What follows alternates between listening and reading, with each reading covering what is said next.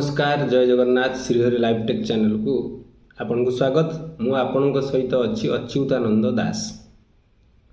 तेज मोटामोटी भाव आपणकर पोर्टाल जो तारीख थिला 27 तारीख से तारीख आज हो जाइए।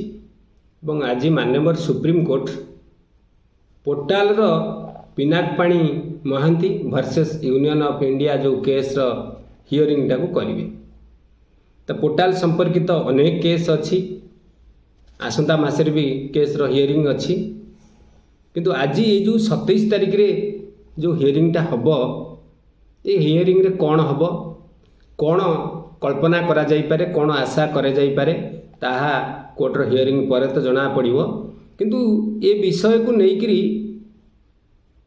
पोर्टाल गंभीरता देखा देउची। पोर्टाल रे बहुत गंभीर अच्छी पोर्टाल एवं गुरुत्वपूर्ण भाव में जांच प्रक्रिया को मध्य त्वरान्वित करिछि।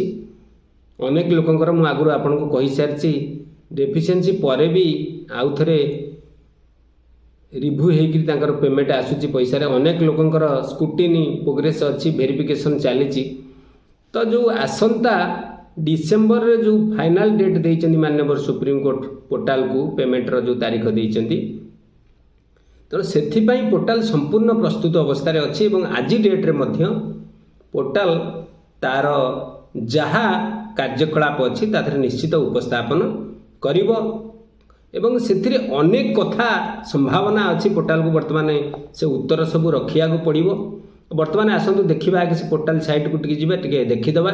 पोर्टाल साइट रे वर्तमान पेंडिंग रही केस केमती कौन प्रोसेसिंग हम कौन हम टे से साइट खाली टिके टच करदेबा। तापर आपनकर आलोचना करिबा जे आज केस कौन हम कौन संभावना हो पारे को विषय को लेकिन आलोचना हबार संभावना अच्छे से विषय आपन सम्मुखें मतामत रखी। वर्तमान जदि आपन चैनल टे नुआ अच्छी ताहले सब्सक्राइब करने भूलु ना। सब्सक्राइब करूँ आम टीम सांगे जोड़ी हो जातु एवं राति 9 रु जो 10टा टाइम अच्छी आपणकर मतामत मध्य दिंतु एवं आपणकर जहाँ बुझार अच्छी फोन कॉल कर बुझंतु। आम डिस्क्रिप्शन बॉक्स को आपन जीवे लास्ट रे आपणकर मो मोबाइल नंबर दि जाइए।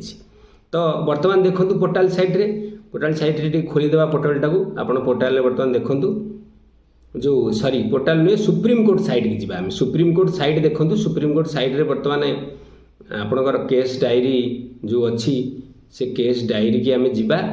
Case diary number 2489 number T मारला परे आपणकर 2012 मसीहार 2022 मसीहार एटा एंट्री होता 2022 भी एंट्री करवा तादरे एवं कैप्चा मध्य एंट्री करवा। एवढा एंट्री कर सारा पर आपणकर सुप्रीम कोर्ट साइट देखो Pinakpani Mahanty versus Union of India एवं ता सहित आपण देखु केस तारीख मध्य आधे लिखाई 27 तारीख अर्थात आज तारीख अच्छी। आज हियरिंग हम केस एवं आज जो जस्टिस सूर्यकांत अच्छा सी केस शुणाणी करेंगे एवं देखिबा आज शुणाणी रे कौन रिजल्ट आसूची। आज बहुत गुरुत्वपूर्ण शुणाणी अच्छी। पोर्टाल अनेक प्रश्न हबार संभावना अच्छी। अनेक प्रश्न देकर आज गति करिया पड़िबो। पोर्टाल कर्तृपक्ष को अनेक प्रश्नर उत्तर से देवे। आगुरी आप शुणी डेथ क्लेम संपर्कित पोर्टाल को निर्देश देते माननीय सुप्रीम कोर्ट जड़े लोकंकर डेथ क्लेम को लेकिन 77 लाख टंकार डेथ क्लेम को लेकिन से जो अभियोग करते पोर्टाल रे। तो मोटामोटी भाव में आज जो शुणाणीटा हम एथिरे आपण देखिले पोर्टाल रे आपणकर साइट रे सुप्रीम कोर्ट साइट रे हियरिंगटा अच्छी। तेणु एथिरे मुख्यतः डेथ क्लेम विषय में किसी रास्ता बाहर। अनेक लोकंकर डेथ क्लेम अच्छी तार किसी आप्लाय हो पारुनी तार रास्ता बाहरी पारुनी कहीं नॉमिनी ना रे अच्छी केमिति कौन सेटा हम से रास्ता बाहर संभावना अच्छी। ता सहित नॉमिनी आपन देखिथिबे जो मेंबरशिप मानकर मल्टीपल मेंबरशिप अधिका अच्छी बोले अनेक लोकंकर डेफिशिएंसी आसूची। सेटा गोटे गोटे उद्वेगर विषय। ता विषय किसी संभावना प्रश्न उत्तर कार्यक्रम हो पारे उत्तर किसी आसीपारे एवं ताठू बड़ कथा होची सोसाइटी द्वारा अपलोड करा जाइनी जो स्कान इमेज से कथबार्ता होची सी पदा को आसीबो एवं टोटाल आउ सबुठू बड़ कथा वर्तमान एते हम जे 5000 कोटी टंकारु केते पेमेंट करिसेंती केते तांको पाखरे पेंडिंग अछि ଏବଂ तार गोटे तथ्य आसो केते लोकंकर पेमेंट होती पोर्टाल रे आज पर्यंत केते लोकंकर सक्सेस होती केते लोकंकर प्रोसेसिंग रे अच्छी एवं आम तो देखुचु अनेक लोकंकर प्रोसेसिंग रे पड़ी तो एप्लिकेशन टोटाल केते मिली रिसबमिट केते होती तो ये विषय में चर्चा हम एवं अनेक लोकंकर इनभैलिड देखुँ मेंबरशिप इनभैलिड अनेक लोकंकर EKYC अपडेट होनी ये टाइप रे अनेक कथा देखा मिलूँ तथा सबुठ बड़ मैटर हूँ 31/3/2023 पर जो मानकर मैच्योरिटी होती अदर सोसाइटी जो मैंने अच्छा कथा छाड़ू